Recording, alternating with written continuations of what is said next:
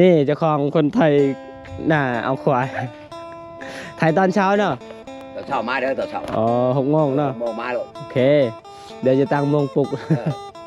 โมงมาโลดอ๋อใส่ถ่ายดอกเด้อเพราะว่าเมืองเฮานี่ก็บ่มีไผเลยเนาะมีแต่รถไถเนาะขนาดดำก็ยังยากแล้วน่ะเดี๋ยวยังบ่มีไผดำเลยเดี๋ยวนี้หวานเบิดบ่หวานก็ยอดก็ยอดว่าทุกอย่างนี่แหละเราจงเอาควายงัวเราก็จะได้อยู่รถรางพาหนะเนาะมันแบบนี้นี่แหละนั่นนะเอาทุกคนบอกใส่ว่าอาชีพาทุกคนมาเบิ่งคนใหญ่เพิ่นไถนาแบบว่าวิธีดั้งเดิมโบราณตั้งแต่สมัยก่อนก็คือไถด้วยควายนั่นเองนี่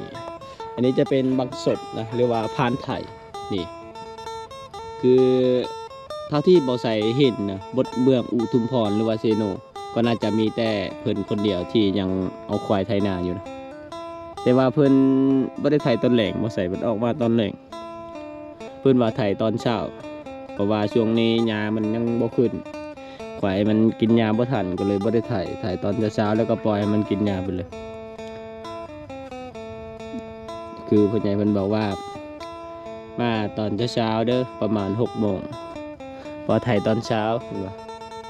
นี่อันนี้ก็จะเป็นควายเพิ่นนะไถเพิ่นได้ประมาณอยู่3 ไร่แล้วคือเพิ่นจะไถหูดหรือว่าไถดำก็คือเอาควายไปเลยบอกว่าเนื่องจากว่าเพื่อนเพิ่นก็ยังบ่มีรถไถถ้ามีรถไถก็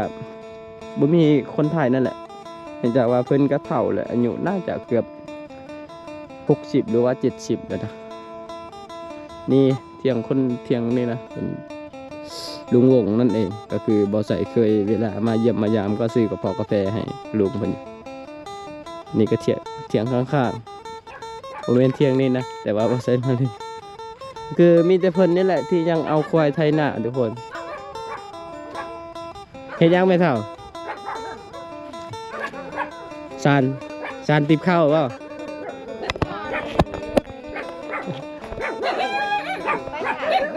ไปใช่มาเล่นว่าจะมาเบิ่งลุงวงไทยหน้าเราไปได้ถ่ายตอนเช้าเอาละบอกอยู่แล้วว่าตอนเช้าเบิ่งบรรยากาศเก่าๆเนาะหาเบิ่งยากได้เด็ดนี่มันไทยนานี่พอแล้วยังคนเดียวในการหันที่เราไทยแม่นคนอื่นเขาก็เอาเราไทยเบิด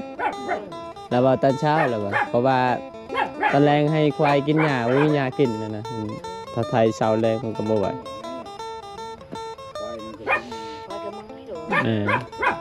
ยังแล้วคนเดียวนี่แหละไทยเนี่ยนี่ยังบ่ได้ไทยพูดอยู่เจ้า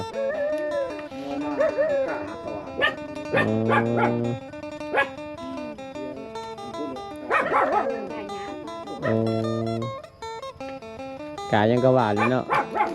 หวานผงหวานถ้าคนตกใส่วันพงกับคนยังตกแถวนั้นเลยตกเท่าไรตกคือตกบางบอนก็ตกบางบอนก็บ่ตกอันนั้นมันก็แบบมันตกบ่ทั่วถึงอันนั้นตกอยู่แต่ก็บ่ทั่วถึงตกบ่ฟังตกมีจักคือเขาได้4 เถื่อนะ5 เถื่อใช่มาก็ตก2 เถื่อ2 เถื่อก็แปลว่าบาดแห้ง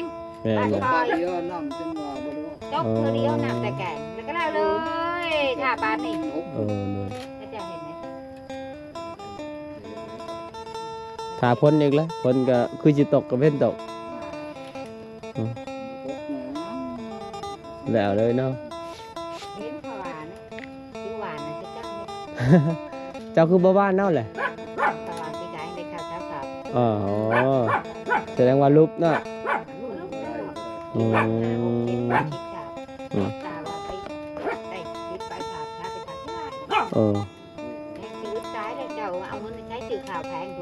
นั่นนะ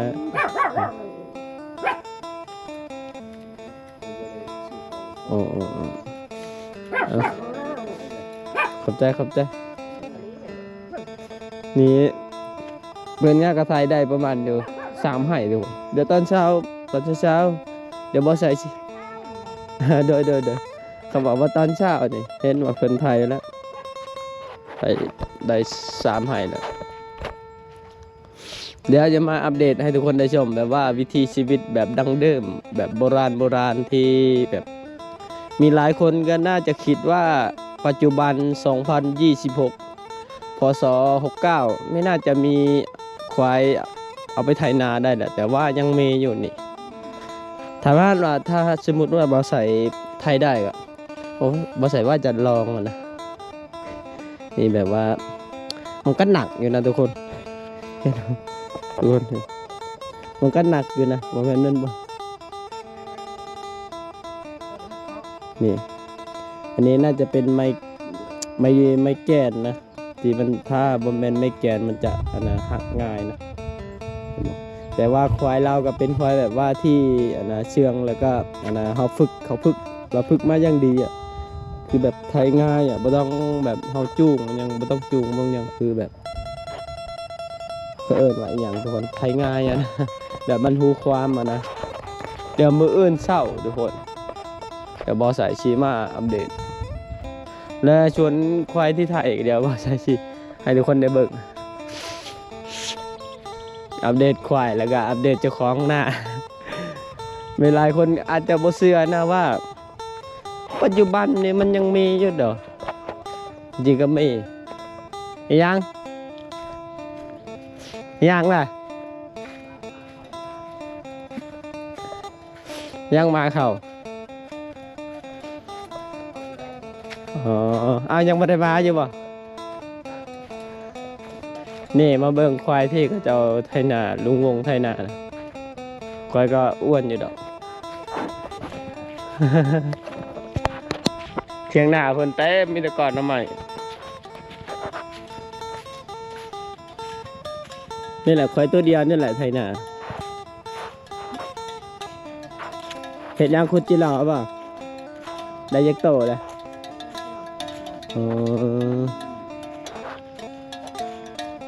นี่ก็คือควายตัวนี้แหละที่เพิ่นเอาไว้ไถนาตัวเดียวนี่ตัวผู้นะไปใช่ล่ะขายแล้วบ่อ๋อนี่ก็ควายตัวนี้แหละทุกคนที่ยังเห็ดหน้าอยู่กระเท่าแล้วล่ะนี่เจ้าของนาเจ้าของนากับคนที่หล่อที่นายโอ้ปัดโตทรีอ้วนๆเลยเนาะนี่จิปุ่มหรือว่าจิหล่อทุกคนขุดจิปุ่มเมียนขุดง่ายเนาะ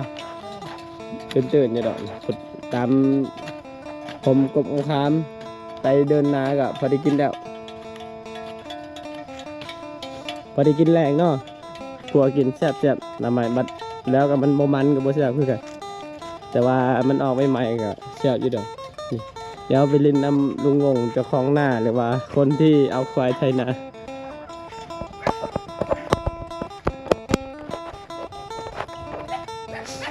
โอ้ลุงน้องแซ่บๆเลยบ่ใช่ครับบ่ค่อยได้ออกนอกบ่ค่อยได้ออกชนบทแล้วเพราะว่าพักบ่สบายทุกคนนะ3-4 มื้อเลยพักก่อนก็เลยจะมาอัปเดตวิถีชีวิตคิดนี่ลุงน้องไล่ขนาดเนาะเดี๋ยวก็ขึ้นเวียดนามเลยนี่เจ้าของคนไทยน่าเอาควายถ่ายตอนเช้าเนาะเช้ามาเด้อตอนเช้าอ๋อ6 โมงเนาะ6 โมงมาโลดโอเคเดี๋ยวจะตั้งโมงปลุก6 โมงมาโลดใส่ถ่ายดอกเด้อเพราะว่าเมืองเฮานี่ก็บ่มีไผเลยเนาะมีแต่รถไถเนาะขนาดดำก็ยังยากแล้วน่ะเนี่ยยังมีไฟดำเลยเดี๋ยวนี้หวานเบิดบ่หวานก็ยอดก็ยอดว่าทุกอย่างนี่แหละเราจงเอาควายเอางัวเราก็จะได้อยู่รถล้างพาหนะเนาะมันแบบนี้นี่แหละนั่นนะแต่ว่าคันมีรถไถก็บ่ช้ำยิ่งเนาะก็ช้ำบ่ช้ำก็สิจำเป็นเลยจำเป็นเลยหนักได้หนักก็ใจอยู่อาจจะจำเป็นเลยก็มันบ่มีตัวนี้ได้บัดแน่ๆเจ้ามันจะบ่เป็นนั่นแน่ๆมันบ่ไปเล็กบาดนี่ได้บาดเจ้าสิชอบแต่มันหมดตัวนี้เจ้าสิเอาใช้เอาแม่นแล้วบ่นี่ได้ให้คิดได้นั่นไหนตัวอนาพันไทยเนี่ยเขาเช่าแล้วบ่มันบ่มีต้มเลยบ่มีแล้วบ่ของมันบ่มีบอลผลิตเลยของไปไกลก็หลดเลยอ๋อนี่ได้ ว่าถ้าเขาสั่งจากจีนน่าจะมีนะที่เห็นจีนเขาก็แบบ จีนมันกับประเทศนั่นกับมันก็มีเกินนะประเทศเขากับเขาจะเอาคนแก่หรือเอาคนแก่เกินเขา เขาเอาน่าจะเอาคนหรืออหย่างสักอย่าง นี่นะเจ้ามันพอไปชอบสมมติว่าคือสมมติว่าอยู่บ้านเขานี่ก็มีนี่แล้วเถื่อเขาก็ขายเป็นไฮเวียนก็มีเป็น เป็นเหล็กอันนั้นแม่นแหละอ๋อ จริงๆมันมีโรงงานอยู่สวรรค์เขาก็มี อ๋อ เขาอยู่มุกดาหารก็มีนี่นะ แม่นนะบ่ฮู้ว่าพังไทยมันมีอยู่นะ โว้ยบ่มีฝั่งไทยทั้งแต่เขาทั้งยกเลยแต่บ้านเขายังยกเลย แม่น เขามันบ้านนี่ฉันมาต้มไปก็บ่มีผู้ควยเลยดิ แม่น บ่มีควยเลย ถ้าจิเช่าก็คือบ่มีพันธุ์ไทยเนาะมันเฮียนแล้วได้น่ะตาครับ มันไม่มันจำมันจะใช้ได้ แม่นละ นี่ไร อ๋อ เราตามสมัยมันเอง แม่นหมดยกแล้ว มันหยกเลยนี่นะมึงเอาใส่ตะควยเล็กทำบักกระล้ำเลยนะนี่ไร โอ้คือตอนเช้าเนาะตอนแรงก็บ่ได้ท้ายเนาะ ตัวเช้าละมาแล้วนะตัวเช้า6 โมงตั้งโมงก่อน อันยามดำนี่ตอนเช้าตอนแรง แนวนี้แล้ว อ๋อ แนว อันนี้ไทยหูดอยู่เนาะเพราะว่าเนี่ย มากับหญ้ามันหากันเกิดนะก็เอาจะเบียดไทยนะมามันแดดแบบนี้เจ้าก็อึบบาด แม่น นี่นะต้นกล้วยนะก็เฮาอีกพอตายเลยนะ แม่น มูติโตดอก โดยทุกคนสรุปก็คือลุงเพิ่นบ่ได้ไทยตอนเช้าตอนแรงไทยตอนเช้านะหาเพิ่นมาตอนแรงว่าจะมาเบิ่งบรรยากาศเก่าๆให้ทุกคนได้ชมนำแต่ว่าปัจจุบันก็บ่ค่อยมีไผที่เอาควายไทยนาแล้วมีแต่เอา มีนี่แหละเนาะมีนี่แหละตัดสินใจว่าเอาควายนี่แหละ อ๋อทุกคนเดี๋ยวมื้อเช้าที่มาอัปเดตให้ทุกคนได้ชมบางคนน่าจะคิดว่าเป็น AI นะ โอ้แนวมาแล้วตัวนี้แนวเลยตัวนี้มดประเทศลาวนี่เลิกบ่มีแล้ว แม่น บ่มีแล้วแต่เมืองไทยเขาก็ยังว่าแต่บางทีลงคลิปลงไปก็ยังว่าโตไรเขายังว่าโตไรลูก แม่นทุกคนเดี๋ยวมื้ออื่นพอกันใหม่เดี๋ยวบ่าวเสือจะมาอัปเดตอีกเทื่อหนึงทุกคน